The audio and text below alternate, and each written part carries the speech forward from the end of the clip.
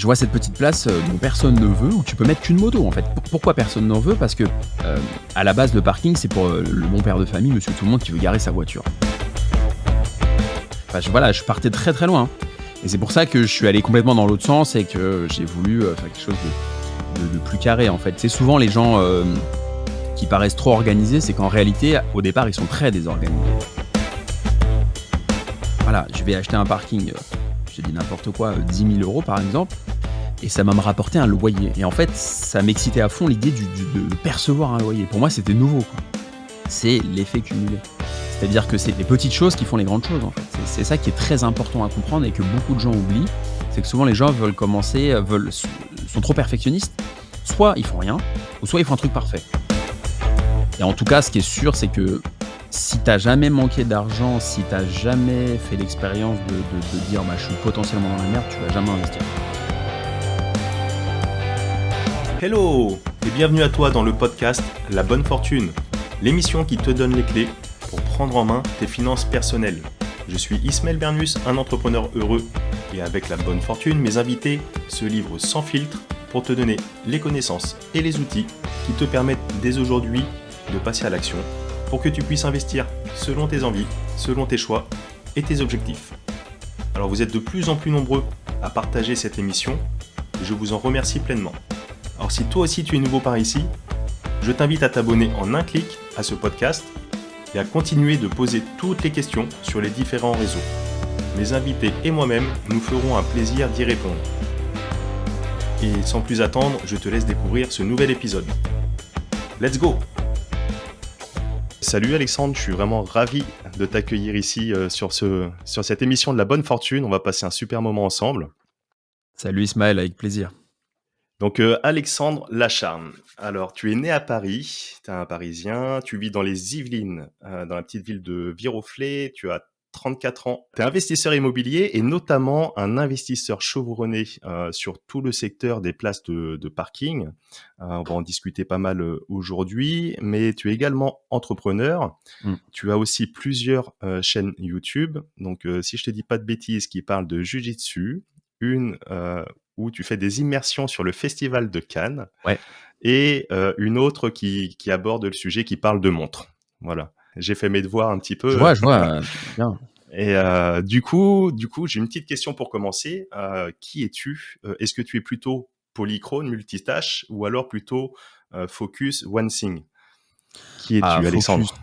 alors à 100%, focus sur une chose à la fois. 100%. Ok. Je suis très concentré, dans ma bulle complètement. Mhm. Dans ma bulle, dans le sens, où, tu vois, je regarde pas, les infos, les news, je regarde, tu vois, ce qu'il faut regarder, mais, je suis dans ma bulle, très adepte du deep work, tu vois? Je suis vraiment concentré, je fais une chose à Mhm. la fois. Quand j'ai un projet, j'ai un petit carnet tout le temps avec moi, je note et je le fais et puis, je vais au bout, je le réalise, ça marche pas, mais, je suis complètement, je suis hyper concentré comme personne. Je suis pas du tout, dispersé, à Top. faire, 36 choses à la fois. Peut-être que je l'étais un peu plus quand j'étais plus jeune, mais maintenant, tu vois, je suis capable de couper mon portable, j'ai un téléphone perso, un téléphone pro, tu vois, quand je bosse parfois, le perso, je l'ouvre à 19h quoi, tu vois? Et toute la journée, Mhm. je suis un TGV dans mon truc, quoi. Excellent. Bon, bah, impeccable. Du coup, tu es parisien. Ouais, Là où à tu as Paris. fait tes investissements immobiliers, est-ce que rapidement tu peux nous dire sur quoi ils se portent? Ouais. Quel est ton parc immobilier? Est-ce que tu as que des parkings ou tu as d'autres choses? Et un petit peu la localité, ou alors tu es exclusivement focus sur Paris? Parce que l'immobilier à Mmh. Paris, hein, c'est pas forcément donné. Non, non, bah, il y a des opportunités partout, tu verras, mais, hem, en fait, oui, je suis parisien, je viens du 2e arrondissement au départ, et j'ai tout fait dans Paris. Donc j'ai, des parkings, Mmh. j'ai une quarantaine de places de parking, que je loue essentiellement à des motos et à des scooters. J'ai aussi, un appartement, je vais en acheter un deuxième là, très prochainement. Heu, donc je m'intéresse aussi à l'immobilier d'habitation, classique. Ouais. Mais principalement, moi, c'est voilà, c'est du parking.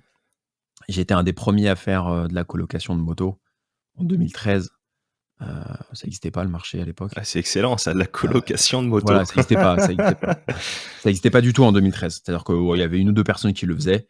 Je suis pas le premier à faire ça, mais en tout cas, je l'ai popularisé et encore plus maintenant depuis que j'en parle, quoi, donc Donc du coup, c'est quoi? C'est que t'achètes une place et tu mets plusieurs motos dessus? Tu fais un turnover où chacun a peut-être en des fait, créneaux? il y a pas de règle, c'est que parfois tu as des places individuelles où tu mets simplement une moto. Tu as des places, un peu atypiques où tu peux mettre plusieurs motos. Mmh. Tu peux découper une place de voiture en moto. Enfin, tu peux faire un peu ce que tu veux. Ça dépend de la configuration de la place. Mais moi, j'étais parti du principe où, je gagnais pas assez d'argent avec une voiture. En plus, les voitures, il y en a de moins en moins à Paris, Ouais. avec la politique de la mairie de Paris. Donc je me suis dit: «On va plutôt mettre des motos». Et puis en plus de ça, j'ai fait ça un peu par accident parce qu'à l'époque, c'était en 2013, j'étais en alternance, je gagnais, très peu d'argent. J'avais pas d'argent. Moi, j'ai commencé vraiment from scratch, hein. Ça, Mmh. c'est important de le dire. C'est que, voilà, quand j'ai démarré, il y avait pas d'aide familiale, il y avait pas de 50 000 € d'épargne sur le compte, il y avait pas de parents derrière, il y avait rien du tout. Il y avait que moi et des bouquins dans mon sac Eastpak, des bouquins de motivation et l'envie de faire quelque chose, tu vois? J'ai Et cette du image là du sac, du sac Eastpak là, Ah oui, mais d'écolier, moi, c'était tu le dis, sac Eastpak sur l'épaule, les cheveux bouclés, comme un blédard, tu vois?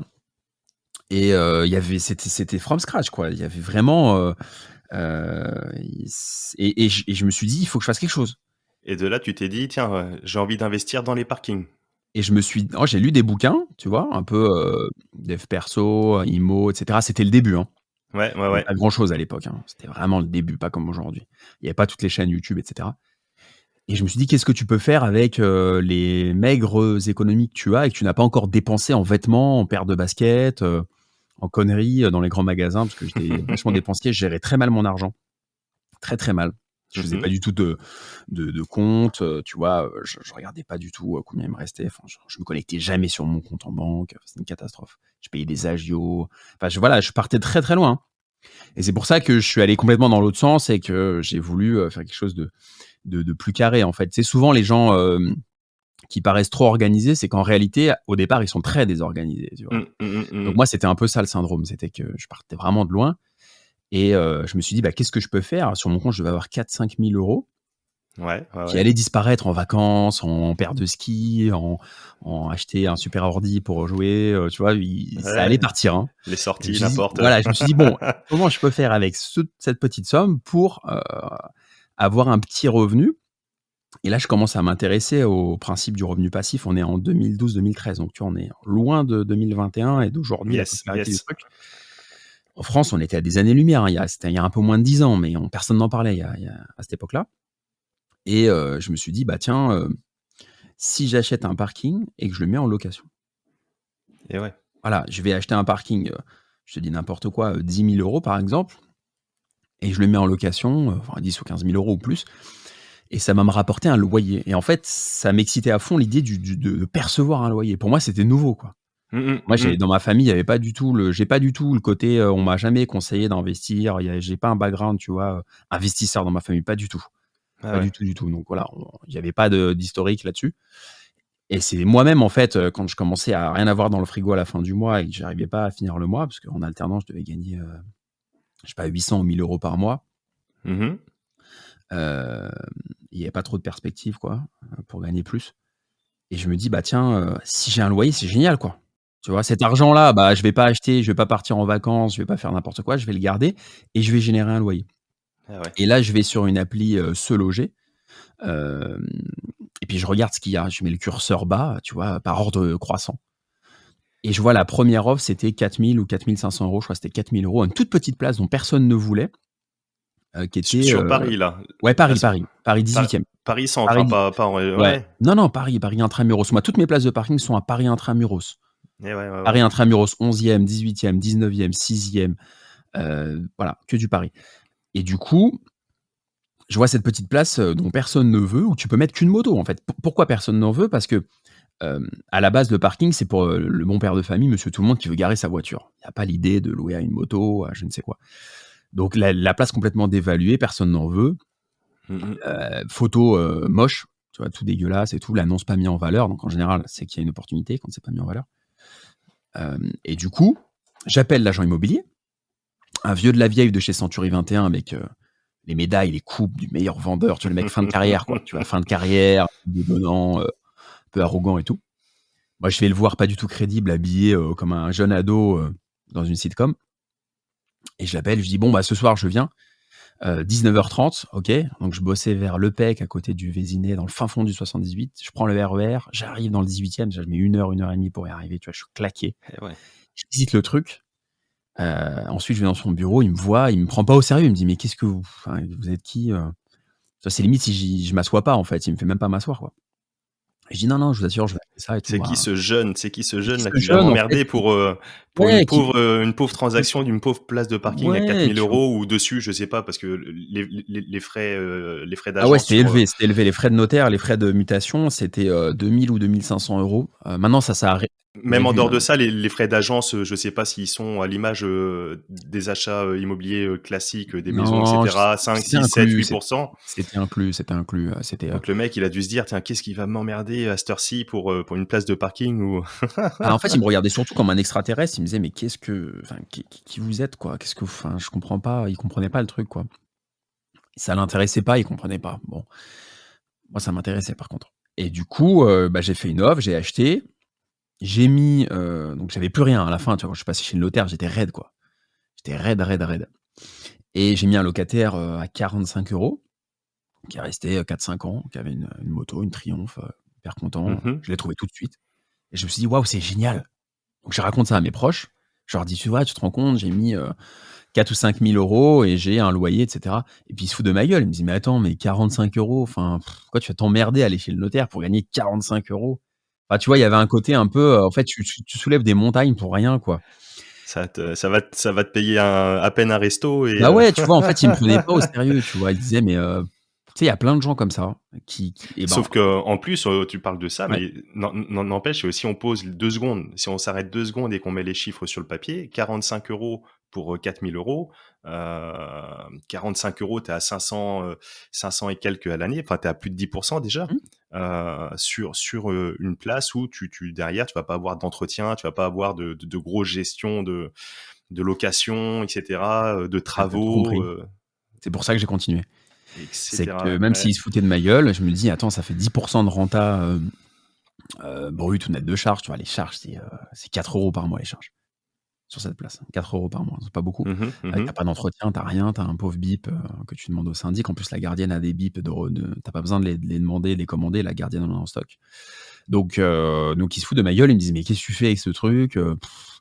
Ça a pas de sens» et cetera. Et puis après j'ai enchaîné et en fait quand ça a commencé, quand c'est passé de 45 à 300, 400, 500, 1 500, 2 000 par mois, là ils se sont dit: «Ah ouais, c'est bien en fait». Donc en fait, c'est ce qu'on disait en off avant l'épisode, c'est j'ai juste mis en œuvre un principe, j'avais pas lu le bouquin à l'époque, mais de l'effet cumulé. Mmh mh. C'est l'effet cumulé. C'est-à-dire que c'est les petites choses qui font les grandes choses en fait. C'est ça qui est très important à comprendre et que beaucoup de gens oublient, c'est que souvent les gens veulent commencer, sont trop perfectionnistes. Soit ils font rien, ou Mmh. soit ils font un truc parfait. C'est: «Non, je fais rien parce que je veux faire un truc parfait». Mais non, moi j'ai fait un truc au début, c'était pourri, tu vois? J'ai acheté une pauvre place dont personne ne voulait, qui me rapportait 45 € par mois Ouais, ouais, et bien sûr. aujourd'hui ça me fait un salaire, tu vois? Et c'est juste que j'ai reproduit la chose. Je me suis dit: «OK, ça marche. Mmh Je mh. comprends, ça me plaît, j'ai compris la gymnastique mentale du truc. C'est rentable, donc je vais écouter personne». De toute façon, tous les gens qui vont me dire: «C'est pas bien, ça sert à rien», bah, c'est que soit ils sont, jaloux, tu sais, il y a beaucoup ça aussi, dans l'entourage, ils peuvent être jaloux, ils peuvent être envieux, en fait, tu réalises qu'ils aimeraient Ouais, faire, ou mais qu'ils osent pas faire, simplement ils ne comprennent pas. Bien sûr, ouais, qu'ils ont ils ont des pas pensées un peu forcément. limitées, Mmh. limitantes, en se disant: «Bah, tiens, voilà», ou ils comprennent pas ou après c'est un mindset, hein, l'investissement et je pense que pour investir, moi, pour avoir un entourage, très différent, heu, enfin, tu vois, j'ai un entourage de gens très différents, des gens qui ont de l'argent, d'autres qui ont pas d'argent, des milieux sociaux très différents. Je suis pas du tout dans une caste, tu vois? J'ai vraiment Mmh tout mh. Et en tout cas, ce qui est sûr, c'est que si tu as jamais manqué d'argent, si tu as jamais fait l'expérience de dire: «Bah, je suis potentiellement dans la merde», tu vas jamais investir. C'est vrai. Tous ceux que je connais qui ont investi, alors qui plus est, avec des parkings, parce que là, tu commences vraiment de zéro, de plus bas que terre, c'est le cas de le dire, sans souterrain, à celui qui fait des grosses OP, c'est que tu as un point commun, c'est que tu pars d'une condition A et que tu vas aller vers une condition B qui est meilleure. Tout à Si tu as fait, ouais. pas ça, c'est comme le tu vois, c'est comme un métier de commercial, tu vois? Si tu as pas faim, tu vas pas le faire. Hem, Moi, quand je parlais de ça à l'époque à des amis qui avaient plus de moyens que moi, qui avaient, des parents derrière, qui avaient des apports, tu vois? Quand ils vont acheter un appart, boum, il y a 100 000 qui tombent de la grand-mère, de l'oncle Mmh mh. d'Amérique ou de Mmh Pierre, mh. Paul ou Jacques. Qu'est-ce que tu vas t'emmerder à faire du parking? Mmh mh. C'est ce que je dis aux gens, c'est tu vois, pourquoi et je comprends qu'ils se soient pas emmerdés à l'époque à faire du parking, ou à faire des chambres de bonne, des caves ou même un immeuble de rapport où tu vois? Je veux dire, si tu as pas besoin de quitter, si tu es satisfait de ta condition et que tu as de l'argent qui va tomber, que tu es dans ta zone de confort, tu ne vas jamais t'emmerder à faire de l'investissement locatif, qui plus est des petites Ah OP ouais. pour démarrer. Donc Et c'est c'est vraiment ça le intéressant, hein. dénominateur commun. Mmh Le mh. dénominateur commun, c'est d'avoir, d'avoir envie, tu vois? Et c'est là, on en revient au fameux why, des Américains. Quel est ton pourquoi? Pourquoi tu le fais? Ah ouais. Et là, en 2013, toi, ton pourquoi, il est là, Ah, mon pourquoi, c'est que j'avais pas d'argent. Mon pourquoi en 2013, c'est que j'avais pas d'argent. J'ai été élevé seul par ma mère, une grande partie de ma vie, sans frères et sœurs, voilà, donc une enfance assez, difficile à ce niveau-là. Donc voilà, j'avais un esprit de revanche moi, en fait. Moi, je le dis clairement, hein, c'est quand je dis revanche, c'est pas un truc négatif, mais moi, j'ai fait tout ça, puis j'ai pas fini, hein, d'ailleurs. Mais, c'est juste une revanche sur la vie. C'est de me dire, «OK, je me retrouve tout seul avec ma mère, sans mon père malheureusement, à partir de l'âge de 9 ans. C'est une injustice». En gros, je l'ai c'est comme si, en fait, je me suis mis dans la tête d'un sportif. C'est comme un sportif, tu vois, qui s'entraîne et qui est en train de gagner sa course et qui se pète une jambe. Il se dit: «Putain, attends, je vais devenir fou là, c'est terminé, OK. Je pars m'entraîner 6 mois, 1 an dans des montagnes et je vais Mmh mh. tous vous niquer». Tu avais cette vision, à l'image un petit peu de pareil, l'épisode, qu'on a fait avec, Anthony où, il utilise beaucoup ça, la visualisation, créatrice 100. où, voilà, il se met dans la tête d'un sportif de haut niveau et puis il part comme ça au Moi, combat c'est et que de la voilà. c'est que des rêves, en fait. Moi, j'ai été un grand rêveur et je me disais: «Quelle vie je veux avoir? D'où je Mmh mh. viens? Quelle vie je veux avoir?» Mmh mh. Et Mmh mh. toute ma vie, et tous mes investissements, le parcours d'investisseur de 8 ans, ça a été de prendre une revanche sur ça et de me dire: «OK, bon, je suis en train de galérer à la fin du mois, je suis en moins et cetera, foutez-vous de ma gueule, il y a pas de problème. Vous, restez dans votre petit confort. On se donne rendez-vous dans 10 ans, on verra. On Et verra à donc quelle heure là, il est». 2013, 1re place de parking, donc Ouais, cette fameuse place là à 4 000 € à ouais. Paris. Aujourd'hui, c'est dingue. Tu as des places à 4 000 € à Paris? Alors aujourd'hui, il y a 2 motos dessus, donc aujourd'hui, elle me rapporte, 90 par mois. Donc Et tu vois, ouais. en termes de renta, 90 par mois et je l'ai acheté, 4 000 ou 4 500 hors frais de notaire, donc c'est hyper rentable.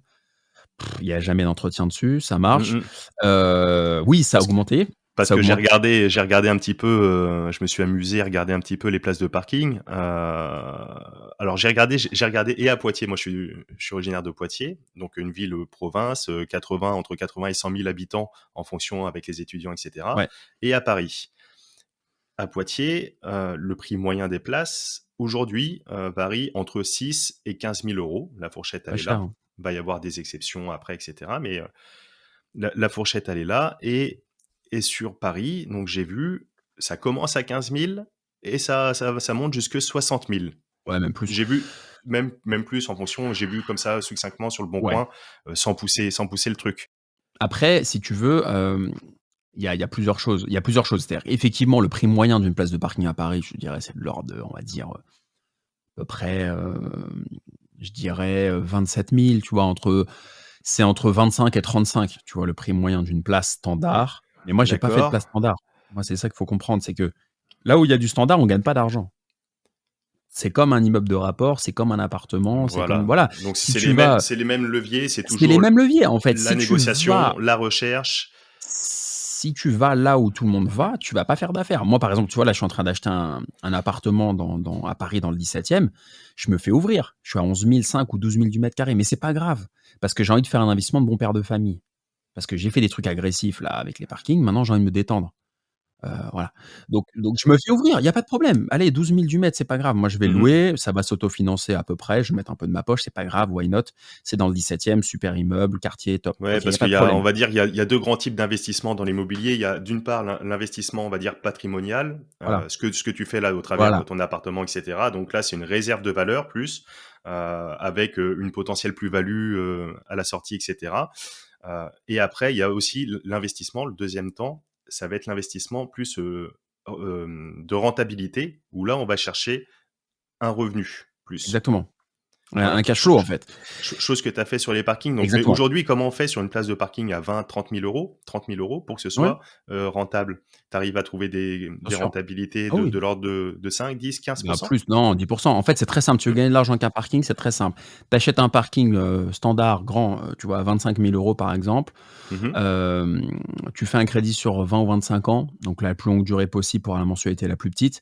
Au lieu de mettre une voiture, tu mets 4 motos. Au lieu de faire 100 € par mois, tu divises en 4, tu fais, 4 fois, tu fais 200 €, donc fais fois 2 en termes de chiffre d'affaires. Et quand tu fais 200 € par mois et si tu l'as acheté 25 000 €, il faut faire le calcul de 25 000 € plus les frais de notaire sur 20 ans, par exemple. Mhm, La mhm, mhm. mensualité de crédit sera inférieure à 200 € par mois. Admettons que ce soit 100 € ou 120 €. Il faudrait faire le D'accord, calcul, là, je ne le fais d'accord, pas. d'accord. 120 €. Bah, tu gagnes 120 €. Tu loues 200 ou 230 € si tu le loues à 55 €. Tu as un cash flow de 150 €. Admettons, je donne des chiffres comme ça. Tu as un cash flow de Ouais, ouais, 150 ouais, €. ouais. Tu as un cash flow de 150 €. Et tu fais l'AOP. Donc ça va vite, mais juste en dehors des chiffres, même pour sans rentrer Ouais, vraiment ouais, dans le chiffre pur, c'est vraiment ce que tu disais tout à l'heure, et c'est intéressant, cette technique donc de l'effet cumulé, cette technique des petits pas, quoi, d'avancer, petits pas. d'avancer Que pierre des par petits pas. pierre et d'aller. Mais ouais, c'est intéressant, et je pense que ça peut être très très intéressant, comme tu disais. Ça peut s'adresser peut-être à deux types de publics, soit en particulier, mais même plus, mais soit le jeune qui, comme toi, en 2013, avec ton sac Ispac, qui va se balader et qui n'a pas énormément d'argent en poche, et derrière veut faire ce premier investissement immobilier pour comprendre la mécanique, la négociation avec une agence ou Mmh. avec un particulier, l'acte de vente chez un notaire, la procédure administrative, etc. Donc, c'est intéressant pour mettre le pied à l'étrier, je pense. Et deuxièmement, la personne qui a pas forcément une grosse force de frappe, ou alors qui hésite et qui veut pas forcément prendre trop de risques, avec 10 ou 15 000 euros, on joue pas sa vie, quoi. Exactement. C'est exactement ça. C'est-à-dire que c'est bien pour mettre le moi, je suis très, en forgeant, on devient forgeron, tu vois? Mettre un pied devant l'autre, ça, c'est vraiment quelque chose qui est en moi et qui est pas inné, hein, chez beaucoup de gens, hein. Il y a beaucoup de gens qui sont pas du tout là-dedans. Et moi, je trouve que le parking, en tout cas, me concernant, ça a été effectivement l'occasion de me faire la main. Alors moi, j'étais, à l'époque commercial, donc c'est vrai que l'aspect négo et cetera, c'était mon quotidien, donc ça m'a amusé aussi. J'avais pas d'appréhension par rapport à ça parce que je passais mes journées à faire de la prospection téléphonique, dans le dur, comme on dit, Et ouais, un ouais, ouais. phoning, tu vois? Donc moi, c'était tranquille d'aller appeler les agences. Mais ça permet de te faire la main, en fait. Ça permet de te faire la main et effectivement, moi, ce que j'ai fait en 40 locataires, bah, certains vont le faire avec un bel immeuble de rapport ou à une super coloc, enfin, ou 2-3 colocs et cetera. En revanche, l'inconvénient que j'ai, c'est effectivement que je vais avoir plus de gestion avec les locataires, mais l'avantage que j'ai, c'est que j'ai une dilution du risque. Parce qu'aujourd'hui, celui qui a 3 lots qui lui génèrent 2 000 € par mois, si les 3 personnes le plantent, il a 0. Moi, si 3 personnes me plantent, j'ai 150 € en moins et il me reste 1 750 €. Il me reste 1 750 €. Complètement. T'as déjà eu des impayés ou J'ai des... eu non, non, non, j'ai jamais eu quelqu'un qui m'a planté. J'ai, toujours une ou 2 personnes parfois, qui tardent un peu à payer parce que, tu vois, c'est pas leur priorité, ou parce que je les rencontre plus maintenant les gens, Mmh mh, parfois. mmh. C'est plus moi qui fais les rotations parce que j'ai plus le temps et vu que j'ai déménagé dans les Yvelines, et que je suis en voiture, je prends plus les transports parce que j'ai une voiture de société. C'est compliqué, Mmh mh. pour moi tu vois, d'aller voir Mélo dans le 19e quand je suis Mmh. à l'autre bout. C'est Comment compliqué. comment, comment on les gère ça quand on a un parc comme ça Bah, de c'est parking, simple, c'est un fichier Excel assez technique que j'ai développé. Mmh. Être très respectueux envers les locataires, bien les choisir, Ouais, ouais, très, ouais. très bien les choisir, être sympa, discuter, un bon relationnel, être dispo. Tu vois, moi, par exemple, tu en as un qui il y a 2 j le samedi ou dimanche, samedi dernier, il me dit: «Ah, le bip marche pas, il doit y avoir un problème de pile». Bon, bah, faut réagir, tu vois? Mais quand tu es sympa avec tes locataires, ça se passe bien, hein. Et puis maintenant, maintenant, je suis sympa, ils me le rendent bien dans le sens où, tu vois, quand il y a une rotation, parfois, c'est eux qui le font entre eux. C'est-à-dire Eh que oui. celui qui me donne son préavis, je le mets en relation avec la nouvelle personne qui m'a contacté. Je dis: «Bah, écoutez, je vous mets en relation avec lui. Vous voyez, tout ce qui est bail de location, je vous l'envoie. Tout ce qui est, remboursement de caution, on fait avec virement ou Lydia, tu sais, maintenant les nouveaux les Mmh mh. nouveaux Mmh. nouveaux services instantanés et puis vous vous mettez d'accord». Je dis, au locataire sortant: «Bah, vous lui montrez l'emplacement, vous leur donnez le bip. Vous m'appelez dès que c'est bon, je vous rembourse la caution de 50 € et le nouveau, une fois que vous avez récupéré le bip, vous me faites un virement de la caution plus le premier mois, je vous envoie le bail, vous me le renvoyez». Tu dis ça avec le sourire. 90 du temps, ça marche. Après, tu tombes toujours sur 10 de cons qui vont te prendre de haut, et cetera. Mais si tu es sympa, si tu es très carré, tu vois, moi, quand ils m'appellent, la caution, c'est moi, tu sais quoi? Je fais un remboursement de la caution au téléphone avec eux en live. Et ouais, ouais, Je ouais. suis hyper stressé, tu vois? Moi, tout ce qui est argent, je suis très carré. C'est-à-dire que je l'appelle: Mmh. «Oui, bonjour, vous alors attendez, je vous mets sur haut-parleur, donc 50 €, votre numéro de téléphone, tac, je vous fais un virement. Vous l'avez reçu? J'ai été crédité». Beh, écoutez, merci, j'ai été ravi de vous avoir comme locataire. On reste en contact. Parfois, même je sympathise, je les ajoute sur LinkedIn, je leur dis: «Bon, on se prendra un café». Tu vois? En fait, faut mettre un tout petit peu d'affect si tu sens que la personne elle est réceptive. Non, mais c'est important même, on en parlait avec, Loïc sur le dernier épisode également, sur, l'investissement immobilier classique, résidentiel. C'est Ouais. toujours pareil. Il s'agit, de proposer un service et de pas se foutre de la gueule des gens. Mmh. Traite le locataire comme on aura envie que d'être traité soi-même et c'est vrai que c'est super intéressant ce que tu dis. Mais, j'aime bien ce côté aussi là, au final, on pourrait considérer que tu as 40 sources de revenus, en fait, différentes et tu es en Ouais. sécurité et ça, c'est vrai que c'est vraiment top parce que, tu as une dégradation, je sais pas moi, tu as un dégât des eaux. Encore, on peut même pas avoir de dégâts des eaux sur des parkings. J'arrive même pas à voir qu'est-ce qu'on peut avoir Rien. En fait, un comme parking, dégradation, comme, alors tu ouais. peux avoir, la colonne des eaux, Mais usées, tu vois, qui s'éclate sur ta ouais, place. Ça m'est jamais arrivé, mais j'ai déjà visité une place ouais, voilà. où il y avait un problème comme ça, ou une inondation, des choses comme ça. C'est pour ça que j'ai fait du parking, c'est que moi je suis pas inquiet, mais j'ai la phobie de manquer de l'argent, tu vois? J'ai certains Mmh mh. traumatismes à ce niveau-là, et du coup, il y a un côté rassurant dans le parking, Ouais.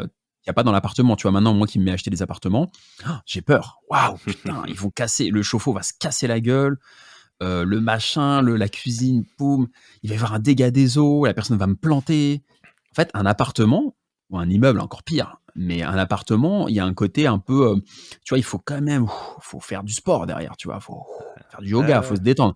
Le parking, moi, ce qui m'a rassuré dans le parking, c'est que c'est un pauvre bloc de béton. En plus, moi, c'est pas des box, hein, c'est que des places ouvertes pour éviter d'avoir tu te rends compte tellement je voulais pas me prendre la tête, je voulais même pas de box pour pas avoir la porte à changer, Et ouais, machin. ouais, ouais. Le J'ai dit: mécanisme et «Place cetera. ouverte, Non, non. place Place ouverte. ouverte, Ouais, ouais. place ouverte». Donc place ouverte.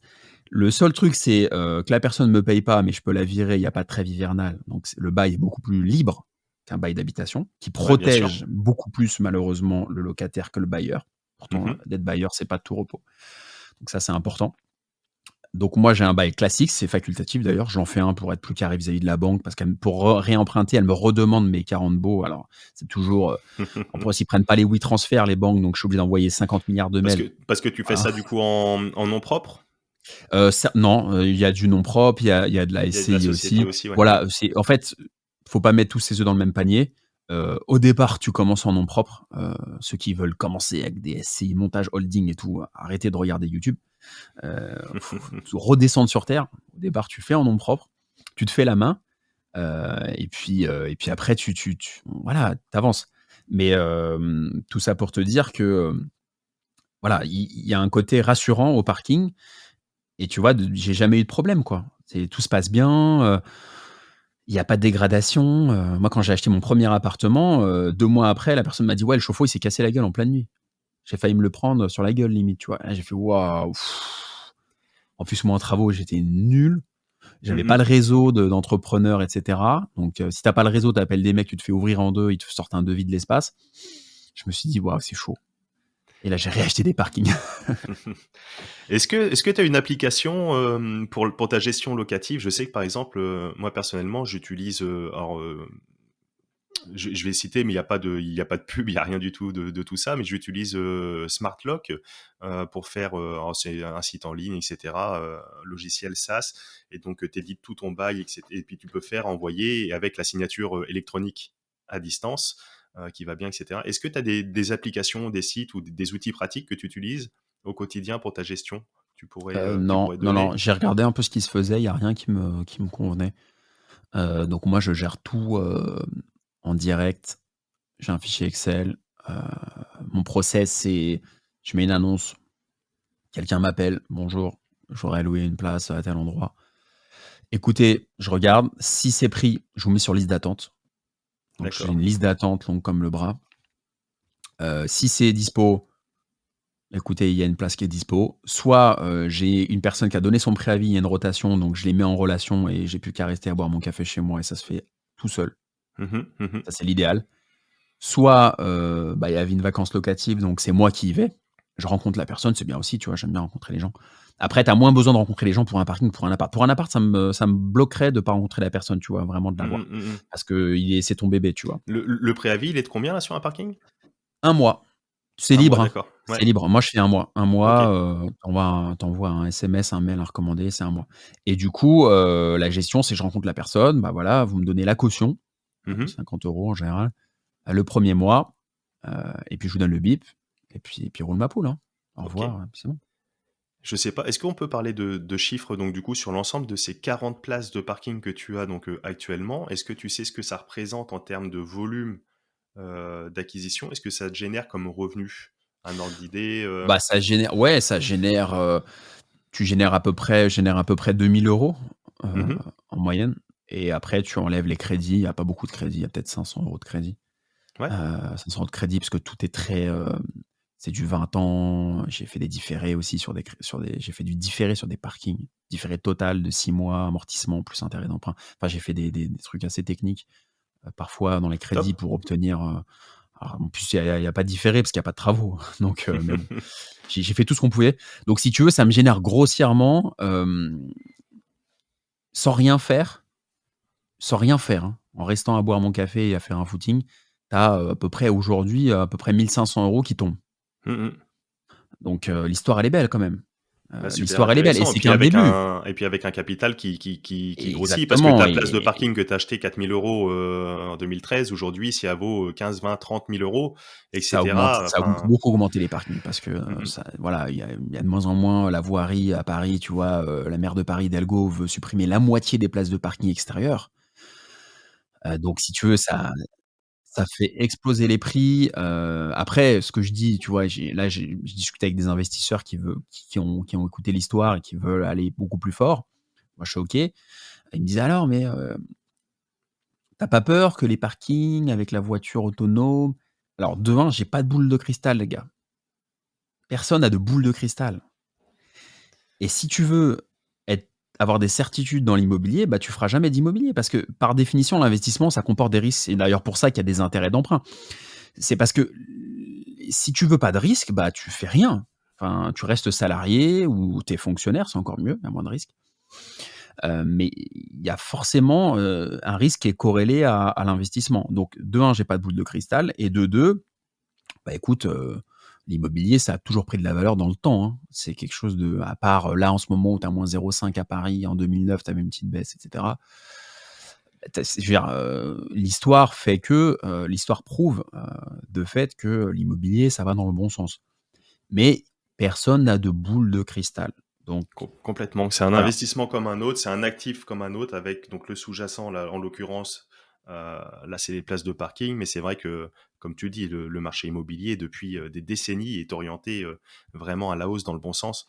Ponctuellement, il y a des petites corrections, mais à l'image, on pourrait dire, d'une action en bourse, hein, ça fluctue un petit peu. Faut avoir le goût de ça, mais tu l'as le goût de ça et plein de gens, les gens qui vont écouter le podcast ont aussi le goût de C'est une gymnastique mentale, en fait. C'est faut moi, je suis littéraire, j'ai un bac littéraire. Donc, tu vois, j'ai rien à voir avec les chiffres au départ, mais je me suis pris de passion Mmh mh. pour les chiffres sur le tas, parce que j'avais besoin de gagner de l'argent. Donc, je me suis dit: «Bon, le délire littéraire, on arrête et on va partir dans le business».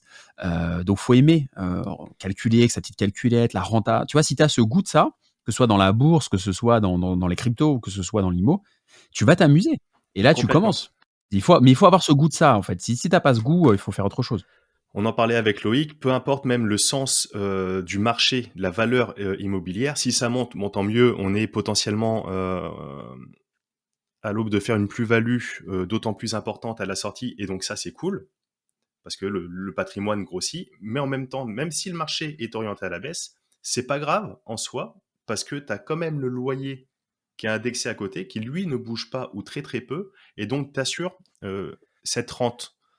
Tu parlais là tout à l'heure, voilà, de 1 500, 2 000 € et cetera Mmh. qui rentrent comme ça. Que ta place de parking aujourd'hui a fluctue, a valu et cetera, ça bouge, ton loyer, toi, il est le même et donc tu es là-dessus aussi en sécurité au travers, cet investissement dans l'immobilier. C'est en ça aussi, c'est très, très puissant, heu à l'inverse un petit peu du marché boursier qui va donner lui un dividende. Je sais pas moi, l'action Total donne un dividende de 5%. Je dis des chiffres totalement au hasard.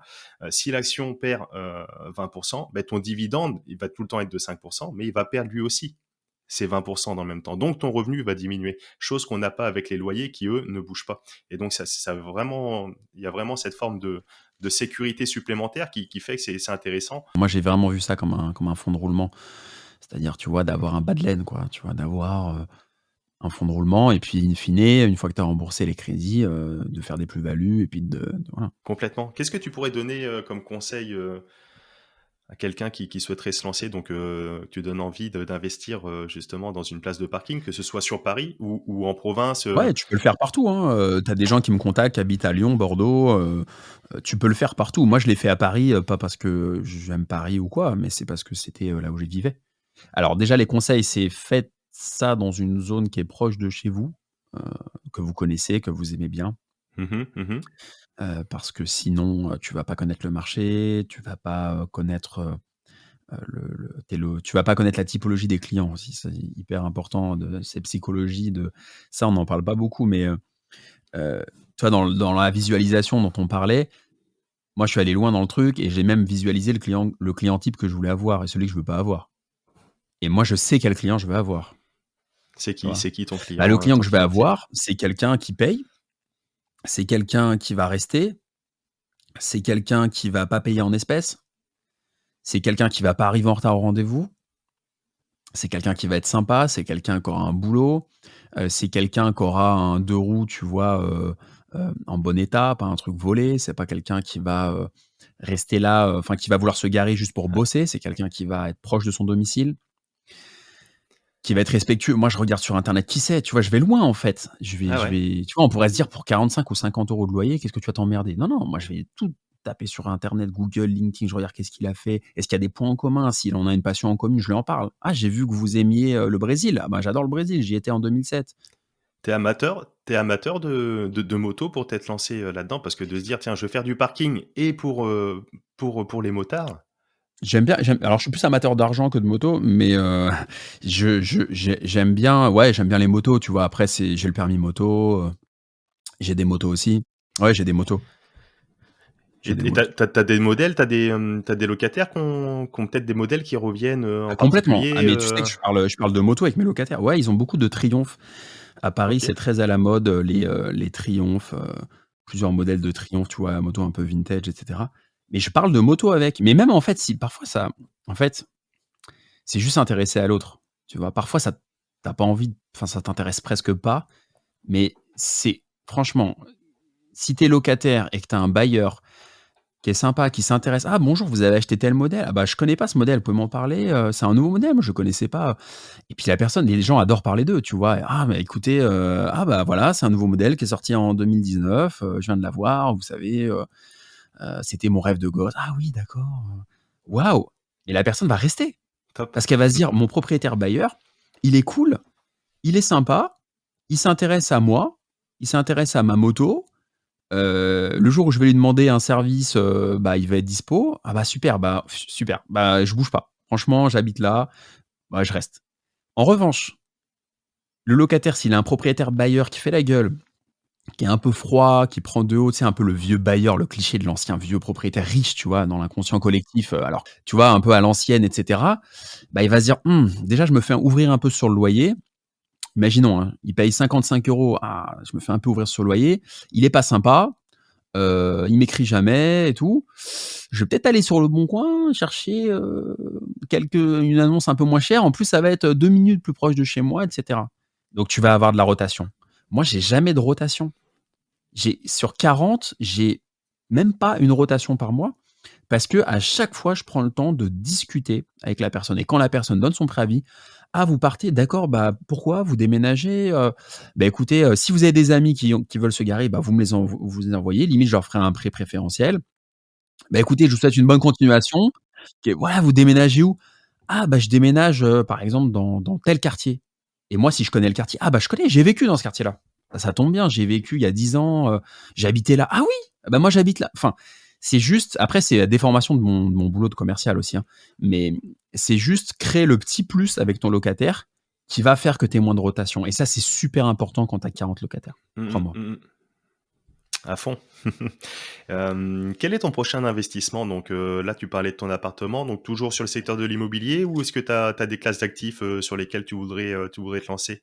Toujours D'autres dans classes l'IMO, d'actifs? donc là, un appartement, de Paris 17e, Ouais. meublé que je vais mettre en location. Je vais la faire gérer par une société. En fait, j'ai une société qui va gérer, qui va certainement, alors c'est pas encore fait, mais qui va peut-être louer mon bien, qui va le louer. Il y a des nouveaux services qui existent comme ça, qui va louer mon bien pour sécuriser les loyers et qui Mmh. va le relouer derrière. Et je vais acheter d'autres parkings aussi à Paris dans le 10e là. D'accord. J'ai fait une offre, sur plusieurs lots. Donc ça, c'est l'aspect IMO. Moi, c'est ce que je préfère, Donc focus mais toujours, sur le parking, de ouais, développer, focus. Après, très ouvert, très curieux sur le crowdfunding immobilier. mmh. Je me suis pas encore lancé. Je suis en train de monter une structure un peu comme un petit fonds où je vais, allouer, quelques dizaines de milliers d'euros, sur le crowdfunding, donc en obligataire, tu vois? Prêter de l'argent et puis qui me rembourse au bout de 12 ou 24 mois et cetera. Mmh. J'aimerais bien prendre des participations aussi dans des toutes petites startups. Mmh. Pourquoi pas qui se lancent dans le milieu de la mobilité, des parkings, il y a des choses qui se lancent pour garer des vélos, des trottinettes. Je vois des petites startups qui se lancent, donc mettre des Mmh. tout petits tickets, tu vois? Alors moi, j'ai pas beaucoup de fonds propres, mais mettre des tout petits quelques milliers d'euros pour l'amorçage, histoire d'avoir une petite part et de m'intéresser, d'aller les voir dans leur bureau, tu vois? C'est le côté un peu, créatif, quoi. Tu Des vois? boîtes Ça me comme, peut-être, Drivey ou Icare, alors je sais pas s'ils ont fait des levées de fonds, j'en Ah, sais je pense qu'ils strictement doivent avoir rien, beaucoup d'argent. Non, c'est plus des mais, toutes petites startups qui ont besoin mmh. tu vois, de 10 000 à 15 000 € pour amorcer et cetera. Après Tu cumules pas, le service de Drivey ou Icare donc qui propose, c'est des boîtes qui proposent, de faire de la location type, moto, véhicule et cetera, à l'image de Airbnb en fait où heu, le particulier met à disposition son véhicule pour le louer et donc au travers les plateformes, tout se fait en ligne et cetera et on peut louer, sa voiture pour une journée, 1 heure, 2 heures, 2 jours Ouais. et cetera. Je le fais Tu pas tu encore. Je le fais pas, la location par exemple à la journée, des choses comme ça, je le fais pas. Je sais qu'il y en a qui le font avec des boîtes à clés, comme du Airbnb, hallucinant. Complètement, ils mettent une boîte à clés avec un système, avec le smart mode, l'application, on déverrouille le truc et c'est réglé, Mais ils le ouais. font pour Mmh. du parking. J'ai vu des mecs faire ça pour du parking à Paris Ah avec une oui, ah boîte à oui. clés. Ouais, ouais. Moi, je suis très à l'ancienne. Tu vois, c'est vraiment le truc années 80 quoi. J'ai, le bail classique, un mois et cetera. Après, quand je vois les prix qu'ils mettent pour la journée, tu vois, la journée, ils mettent 10 ou 15 €, même pour une moto, ça pourrait être beaucoup plus rentable sur le papier, après à voir, quoi. Mais Faut voir la gestion et cetera, mais ça pourrait être intéressant. Il ah, y il y en super a qui le intéressant, je développent, le fais ouais, pas. ouais. Mmh Ouais, mh, je le mmh. fais pas. Après, en fait, je manque de temps, mais je rêverais tu vois, j'ai 35 ans bientôt, je rêverais d'avoir un petit jeune de 20 ans, crack en informatique, qui a la dalle, qui est à fond, qui me dit: «Ouais, viens, on va faire un truc». J'ai déjà 2-3 qui m'ont contacté là-dessus. On va créer un nouveau truc, une plateforme et tout, mais moi, j'ai pas le temps de développer le site, de machin, de faire le WordPress, de faire le Mmh mh, truc, le mmh machin. mh. J'ai pas le temps. Je veux juste, moi, je veux bien injecter un peu de fonds et puis, faire la partie, vraiment business et cetera. Mais après, l'exécution, du business, c'est compliqué. Mais oui, oui, enfin, il y a plein d'ouvertures et tu es obligé de t'adapter parce que sinon tu meurs, hein. Je veux dire, au début, il y avait pas de concurrents, maintenant, j'en ai beaucoup. Donc tu es obligé de t'adapter. Donc je m'intéresse à ça, je m'intéresse à la prise de participation, crowdfunding, SCPI, comme je te disais en off, Ça a pas l'air foufou, mais pourquoi pas, Ouais, dans une essayer. optique de diversification, de Je veux me regarder, d'être curieux. diversifier Ouais, en cas de retournement de marché. Demain, il y a plus de parking, je vais pas me retrouver sur le carreau, tu vois? C'est pas le but. Donc j'ai besoin de me diversifier, mais mon focus et ma passion, parce que c'est vraiment presque une passion, hein, l'IMO, tu vois? C'est l'immobilier. Voilà, mmh mh. c'est toucher la pierre, c'est l'IMO, c'est l'histoire, c'est quand tu vas chez le notaire, tu vois les précédents propriétaires, tu essaies de comprendre, tu dis: «Mais pourquoi ils ont acheté ça, 50 fois moins que moi?» Enfin, tu vois, tu fais l'historique, tu relis le règlement. En fait, il y a un côté vachement historique dans l'immobilier que les gens oublient, Mmh mh. c'est que l'immobilier, il y a une dimension vraiment, historique, tu vois? Enfin, en plus à Paris encore plus, tu vois? Quand tu vois un truc, tu essaies de comprendre d'où ça vient, et puis à l'époque, c'était des grosses familles, tu vois? Qui achetaient ça, Complètement, des il y a des histoires de ma boule derrière. ouais, et en fait, moi, ça m'intéresse limite, tu vois? J'achète un pauvre parking pourri, laisse tomber, ils se foutent de ma gueule dans la copro, limite ils se disent: «Mais lui, c'est qui?» Déjà, on l'a jamais vu, parce que je viens jamais aux AG. En même temps, j'ai plein de copros, donc voilà. Mais en fait, et moi, je m'intéresse au truc, tu vois? Puis je sais pas, il y a un côté, j'aimais bien l'histoire à l'école, tu vois? Et il y a un côté sociologie et historique dans l'IMO qui, moi, me passionne pas mal, donc c'est plus vivant que la bourse, moi, quoi. Et à l'inverse, est-ce que bah, tiens, tu parles de la bourse peut-être, est-ce que tu as une classe d'actifs sur lequel tu ne souhaites absolument pas y aller? Ou aujourd'hui en tout cas?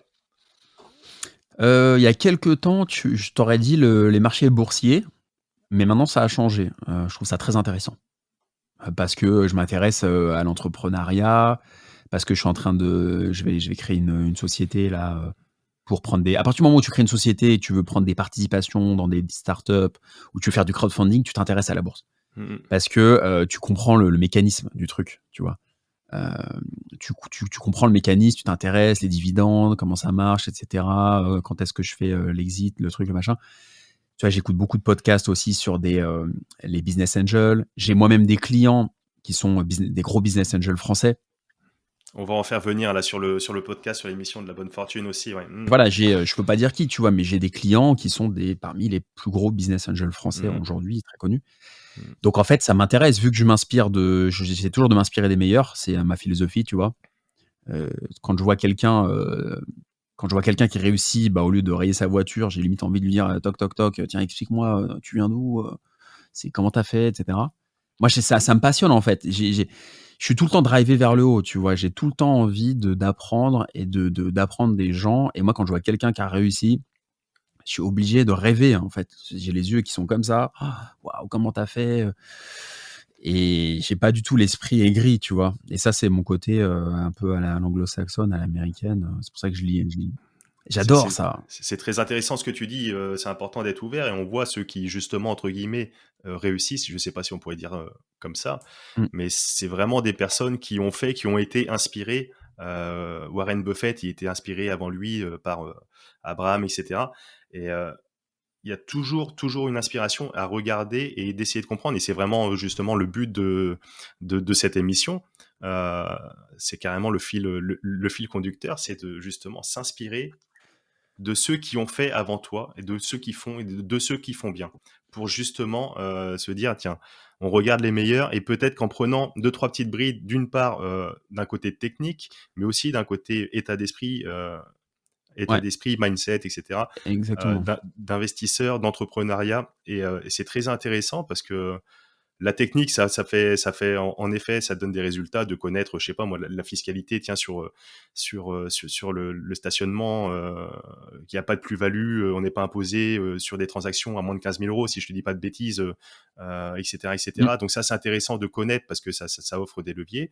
Mais en dehors de la technique pure, c'est vraiment le côté, état d'esprit, qui va te faire passer à l'action, qui va te donner des résultats et qui va te booster ta confiance pour recommencer et tu en es vraiment l'exemple, quoi. C'est ça le plus important. C'est en fait, tu as mis le doigt sur pour moi, la chose la plus importante, c'est tu vois, ce que je disais, c'est que j'ai lancé des petites formations, il y a quelques mois, surtout il y a 1 an, sur l'immobilier dans les parkings, où j'ai vendu, et cetera.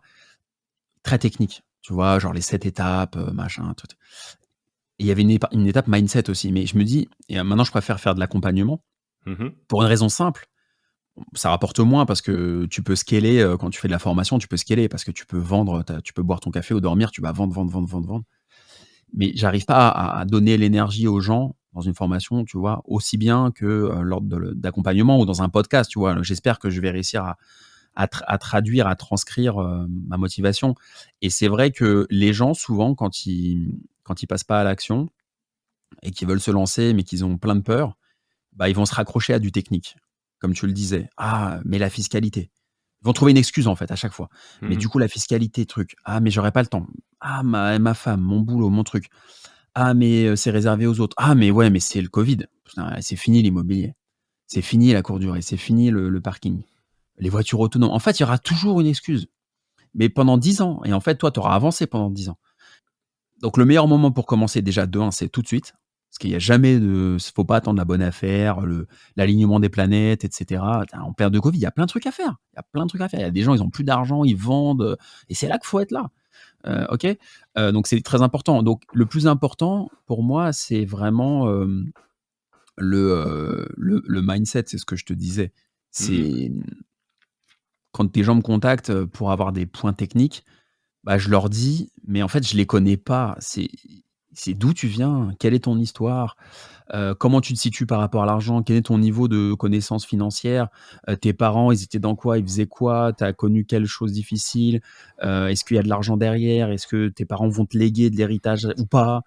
En fait, tu as besoin de comprendre tous ces aspects-là pour après, savoir si tu vas te diriger plus vers le parking, la bourse, le truc. En fait, c'est hyper complexe et c'est pour Mmh. ça qu'il faut s'inspirer, pour en revenir au truc, des meilleurs. Tu vas lire l'histoire du mec de McDonald's, Ray Kroc, qui a réussi à développer McDo parce qu'il était dans l'immobilier, il achetait, les murs et cetera, ou je sais plus trop quoi. Phil Knight, tu vois? Moi, j'ai regardé la série avec Michael Jordan, incroyable sur Netflix là, où il raconte, Ouais, une ouais. docu-série. Enfin, c'est incroyable. Et Jordan, tu vois, il achète pas des parkings. Mais quand j'ai vu ça, j'ai pété un plomb. Derrière, j'ai acheté des parkings, tu vois? J'étais comme un malade. J'ai racheté un ballon de basket, j'ai joué au basket, j'ai remis une stratégie en place. En fait, Ta place est tout le temps le numéro 23. Tes ouais, ah parkings. putain, il faut que j'achète le 23. Mais ce que je veux dire, c'est que de chaque chose, il faut en tirer quelque chose et ça va enrichir en fait, ta base de données de rêves. Et puis ensuite, tu mets en parallèle avec ton histoire personnelle et ça match. Ça match ou ça match pas, mais tu as ton histoire personnelle avec les choses positives, négatives, et cetera, tes freins, tes peurs, et cetera. Ton background et ton disque dur de lecture, de films, de rêves, de visualisation, et tu mets les 2 en face et tu fais matcher. Et il y a des choses qui vont matcher, pas matcher, et les choses qui matchent, boum, tu y vas. Et là après il y a une phase importante que plein de gens font pas, et c'est pour ça qu'ils sont au point mort, c'est qu'il faut avancer. Mmh mh. Mmh mh. Tu avances, si tu te prends le mur, tu corriges.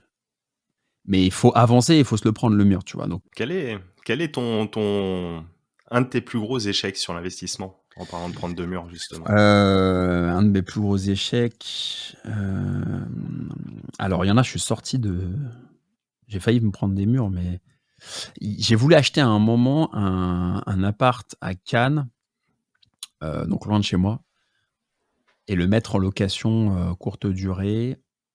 Mais sauf que l'agent, il devait y avoir un compromis d'agence et non un compromis, chez le notaire. L'agent immobilier est venu jusqu'à Paris de Cannes pour signer le compromis sous seing privé, Mmh un mh. dimanche, dans un café, avant le Covid. Donc j'ai eu peur. Je me suis dit: «Ça sent le» ils ont flairé le pigeon. En plus, ils avaient surévalué le potentiel locatif, Mmh mh. et il y avait plein de choses qui sentaient mauvais. J'avais un très mauvais feeling et je me suis, enfin ça s'est pas fait, on s'est rétracté Mmh mh. du Mmh mh. compromis. Mmh mh. Donc là, j'ai eu très, très chaud parce que ça m'aurait fait mal, c'était un bel investissement. Et ouais, on en revient avec la sécurité du parking sur justement des petits montants qui au début, Ouais. voilà peuvent, Après le parking, c'est pas tout rose non plus, tu vois? Moi, j'ai pas un discours heu de vendeur de rêve, c'est pas tout rose dans le sens où, tu vois, à un moment, j'ai fait une très grosse OP, dans Paris où j'ai mis 8 ou 9 motos d'un coup, sur un mmh double mh. Mmh place, mh. acheté cher et cetera. Gros projet parking quand même, tu vois? Alors c'est pas des lots de 35, mais pour moi, c'était moi qui partais from scratch, en fonds propres avec des petits crédits, c'était gros. Et au moment où je mets tous les locataires, donc il y a je fais des 8-9 motos, un truc super carré, tout ça. Vraiment, j'avais transpiré, quoi. Le syndic m'appelle: «Ah, c'est interdit de faire de la coloc moto». «Ah bon? Comment Et ça?» ouais. What?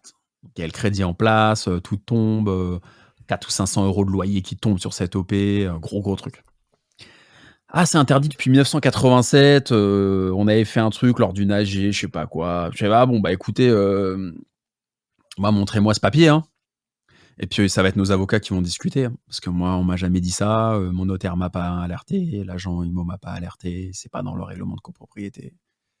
Donc là, c'était très, très musclé et ils refusaient de me donner des bips, donc c'est-à-dire qu'ils voulaient me désactiver tous les bips, donc tous mes locataires allaient être à la rue, ça allait être la catastrophe.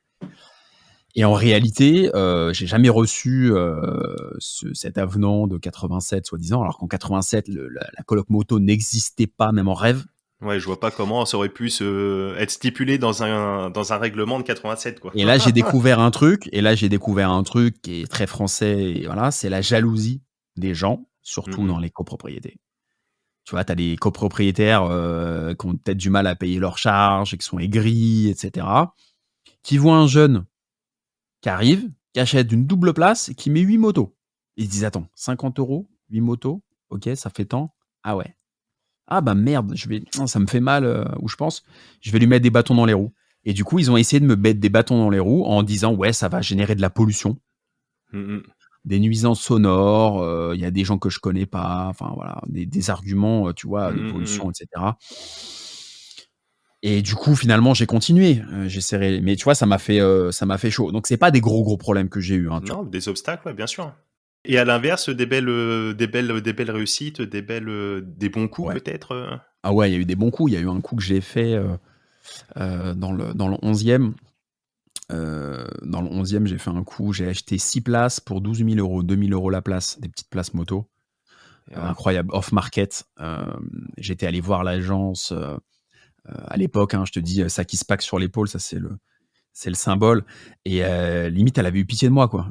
Tu vois? Elle s'est dit: «Waouh, putain, mais vous êtes qui?» Je lui ai raconté mon histoire, elle m'a dit: «Ah mais vous en voulez, vous êtes bien, écoutez, j'ai vendu un appartement à un monsieur et puis il lui reste des toutes petites places, si vous voulez je vous les vends off market, je prends même pas de commission d'agence, j'ai pas mis les annonces en ligne, et cetera», et du coup on a fait cette OP là qui au départ n'a pas été, n'a pas fonctionné parce qu'en fait il avait la copro s'opposait à la vente de ses parkings parce qu'il devait de l'argent à la copro. Il y avait une histoire en fait un peu chelou, tu vois, entre ce propriétaire, pas très clair, et puis les places.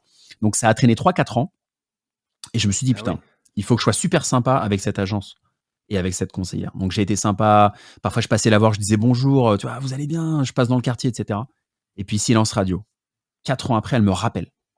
Et ouais. Elle me rappelle. Elle me dit: «Écoutez, monsieur Lacharme, si vous voulez, maintenant on a tout purgé, et cetera, je peux vous vendre les places». Waouh! Et là, je me suis dit: «Tu vois l'intérêt d'être sympa, de faire du relationnel», et elle me dit: «Bah, par contre, ce sera à temps». Donc c'était un peu plus cher qu'à l'époque. Et je dis: «Bah, écoutez, moi, je veux bien vous les acheter, mais au prix de l'époque». Elle a discuté avec le vendeur, ils se sont mis d'accord et j'ai racheté, Ouais. au prix de l'époque, il y a pas très longtemps, tu vois? On était en 2018, un truc comme ça, et j'ai acheté 12 000 €. 12 000 €, 6 places, et aujourd'hui la place, je peux la vendre 10 000. Et ouais. Donc, tu Une belle vois, histoire, hein. Ouais, je peux ouais, faire ouais. de 2 000 à 10 000 par place en plus-value en 3 ans. Ça peut être, un des leviers justement sur les parkings de négociation parce que comme on disait tout à l'heure, il y a une exonération de plus-value pour les transactions Mmh. inférieures immobilières à 15 000 €. Et donc, si, je sais pas moi, une personne veut vendre une place, je sais pas, 16, 17, 18 000, il y a peut-être un Ouais, petit levier de négo là-dessus, de dire: «Bah, écoutez, vous savez, jusque 15 000, moi, c'est mon prix. En plus, vous êtes pas imposé, le ouais, surplus vous êtes imposé», et exactement. cetera, et cetera. Il y a peut-être des choses à voir comme ça pour être en dessous des 15 000, en fonction des secteurs, parce que comme Tout on le à disait fait. tout à l'heure, en province, on peut avoir des places à 10, 12, 13, 14, 15 000, 20 000 €. Donc ça peut être intéressant, ouais. Cool. Donc ouais, pas d'application, vraiment à recommander, Non, j'ai des outils d'organisation par contre. ou d'organisation, ouais, tout Ouais, à non, fait. j'en ai bien sûr. J'utilise, Todoist. C'est une appli qui s'appelle Todoist, et ça permet de créer des tâches par, par type. Tu peux mettre l'heure, c'est assez puissant. Avant, j'utilisais Things 3 parce qu'en fait, j'étais très désorganisé. OK. J'avais plein de défauts, j'en ai toujours, et j'avais lu un livre d'organisation américain qui s'appelle Getting Things Done de David Allen, très, très bon, je vous le recommande, OK, heu, cool. qui développe une méthode qui s'appelle la méthode GTD, et qui est une méthode d'organisation assez, pas complexe, mais assez rigoureuse à mettre en place, qui te permet de, voilà, si tu as une tâche de moins de 2 minutes, de la faire tout de suite, de programmer tes tâches, de vider, en fait, le concept, c'est de vider ton cerveau, qui est considéré en fait comme de la mémoire vive, de Mhm, vider mhm. ta mémoire vive sur une feuille. Donc, tu vois, en fait, tu vas cette méthode, sans rentrer trop dans le détail, mais tu as plein de trucs en tête. Alors, sortir le chien, Là, pour ceux euh, qui nous écoutent, il y a Alexandre qui est en train de me montrer son petit carnet. voilà, je prends Il a des pris notes, son tu vois, petit tout le temps. carnet à l'écran parce que donc là, on parle d'application. Forcément, on est en 2021, porté sur la tech, mais rien de tel qu'un petit carnet également Ouais, et mais j'ai les deux. un petit J'ai le crayon. téléphone avec Todoist et j'ai un côté à l'ancienne et un côté New Age, tu vois. Et du coup, cette méthode-là, en fait, David Allen te dit, bah, tout ce que tu as dans la tête. On a tous plein de problèmes. Tu vois, se faire rembourser les agios, la carte, moins 50%, sortir le chien, réserver les vacances, répondre à un pote où tu n'as pas répondu depuis 3 jours, il va t'en vouloir. Tu vois, il y a plein de trucs. On a tous plein de trucs et qui nous empêchent de dormir. Et quand on va se coucher, on est réveillé 1 heure après, en disant, merde, j'ai oublié ça. Tu rallumes ton tel, tu vois qu'il est 2 heures du matin, tu es stressé, tu dors mal, cercle vicieux. Tout le monde vit ça, tout le monde vit ça. Donc GTD te dit quoi? Te dit, tu vas prendre un calepin, une feuille, tu vas noter tout ce que tu as dans la tête. Et t'inquiète pas, tu vas noircir 5 pages. Tu vas tout vider. En fait, comme un ordinateur, tu vides ta mémoire vive. Et ensuite, tu vas prendre toutes ces tâches et tu vas dire, bah voilà, ça c'est en moins de 2 minutes, je le fais tout de suite. Boum, boum, boum, boum, boum, boum. Donc déjà, psychologiquement, tu vas te sentir mieux parce que tu vas avoir accompli un truc, tu vas te sentir beaucoup mieux. Mhm. Et après, tu vas classer tes tâches, tu vois, les tâches un peu plus chronophages, etc. Tu vas tout classer. Donc ça, c'est la méthode GTD. Et après, en fin de semaine, tous les 15 jours ou toutes les semaines, tu fais une revue hebdomadaire et tu reprends effectivement. Tu check Tu l'ensemble, check. ouais. Donc là, j'ai très mal décrit la méthode. Elle est beaucoup plus technique et que ça, mais dans les grandes lignes, c'est ça. Donc j'avais lu ce bouquin-là qui m'avait beaucoup aidé. Top. Et j'avais téléchargé une application qui s'appelle Things 3, qui était pas mal, mais je trouve que Todoist est vraiment bien. En plus, c'est gratuit. Tu as une version gratuite qui est hyper bien, tu as une version premium aussi. Moi, j'utilise la gratuite. Donc, j'utilise ça. Donc, fichier Excel pour mes locataires, Google Drive, très bien, Mhm. Google Drive, pour tout ce qui est baux, classement des différents baux de location, mail type de locataire, liste d'attente, fichier Excel, fichier revenu locatif avec tous les encaissements, etc. Todoist, un calepin, et puis après, tu te détends, quoi. Super. Écoute, ça fait à peu près 1 heure qu'on est ensemble. Super intéressant. Je suis trop Tout, bavard, désolé, hein. C'est excellent. C'est excellent. On peut continuer encore Mais 2 en heures. Moi, fait, ça on me aurait pu va. en C'est faire 3 des parfait. épisodes, je te jure. C'est parfait. Est-ce que tu as d'autres sources là, donc tu parles de ce livre avec la méthode, mais est-ce que tu as d'autres sources, même d'ordre plus général, d'autres livres, d'autres choses à conseiller ou toi qui t'ont inspiré? Qui m'inspire, il y en a plein. Je lis beaucoup. Je lis un bouquin par toutes les semaines ou tous les 10 jours. Tu plein de choses qui peuvent être. Là, je suis en train de m'intéresser au mind mapping. Et je suis en train de raisonner, tu vois, plutôt que de faire des to-do list, de raisonner avec, par exemple, tu vois, le mind mapping, c'est que tu vas avoir un projet central. Par exemple, tu vas appeler ça mon empire immobilier et tu vas avoir des ramifications, tu vas avoir des branches. Bah, pour développer mon empire immobilier, tu vois, de manière très prétentieuse, tu vas dire, bah, il y aura une partie parking, une partie immeuble. Et en fait, tu vas mapper avec des couleurs, des feutres, etc. Ça. Et en fait, ça va faire appel à, à une partie différente de ton cerveau. Donc ça, je suis au début, hein, mais je pense que c'est un Ok. levier pour moi d'aller chercher un petit peu plus loin. Parce que parfois, on est limité, tu vois. Ouais, super. Et tu as des ressources là-dessus sur ça, sur le mind mapping? Vous tapez mind mapping, il y a des auteurs Mhm, assez mhm. connus américains qui font ça, vous trouverez sans problème. Je fais beaucoup de visualisation aussi, tu Ok. vois, visualisation hyper important. Je pars du principe, bah, comme disent beaucoup, hein, si tu si t'as pas vu ce que tu veux, si tu visualises pas en fait où tu veux aller, bah, tu peux pas l'atteindre. Donc si tu veux par exemple acheter des immeubles, des appartements ou gagner 2 000, 3 000, 10 000, il faut déjà que tu le conceptualises dans ton esprit et ensuite tu mets un plan d'action. Il faut juste que tu aies l'image.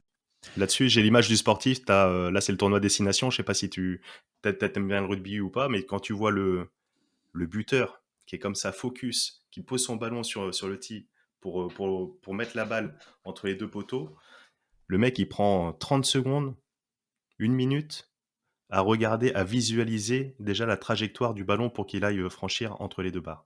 Et tu as vraiment cette visualisation, et tu vois, j'ai cette image-là en tête quand on parle comme ça de visualisation chez les sportifs.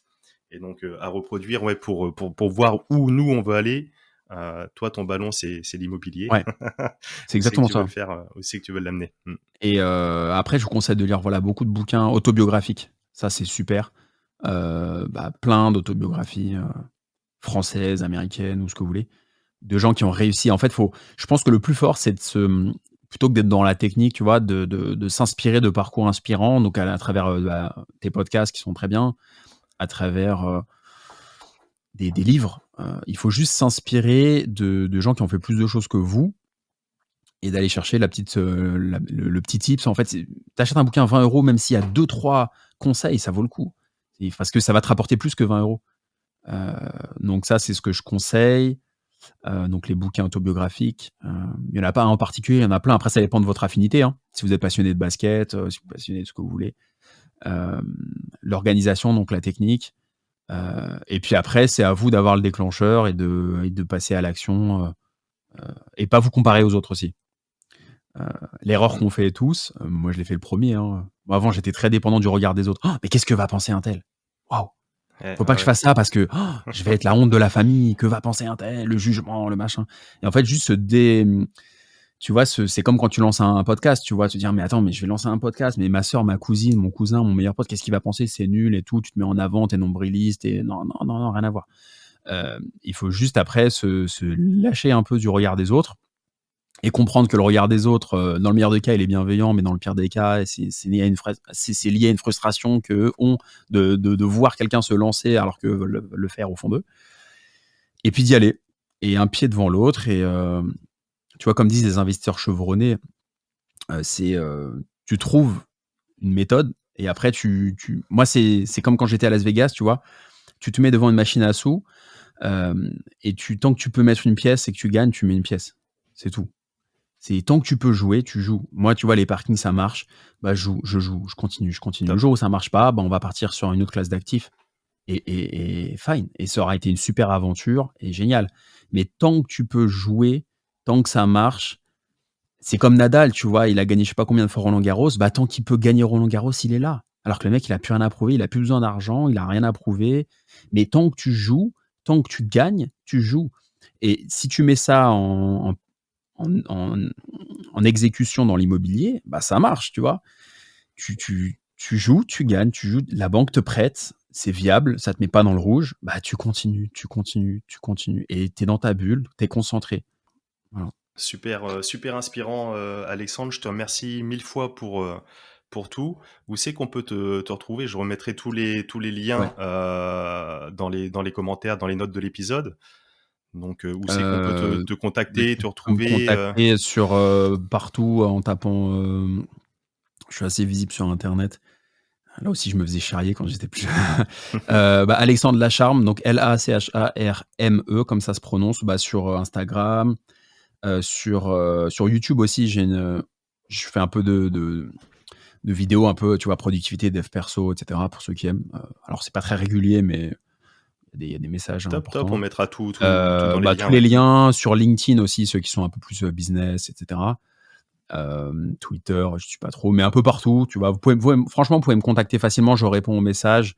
Si vous avez besoin de conseils, etc., ce sera avec grand plaisir. Si vous avez besoin d'un accompagnement un peu plus sur la durée, sur l'investissement, ça peut aussi se mettre en place. Rien n'est préconçu.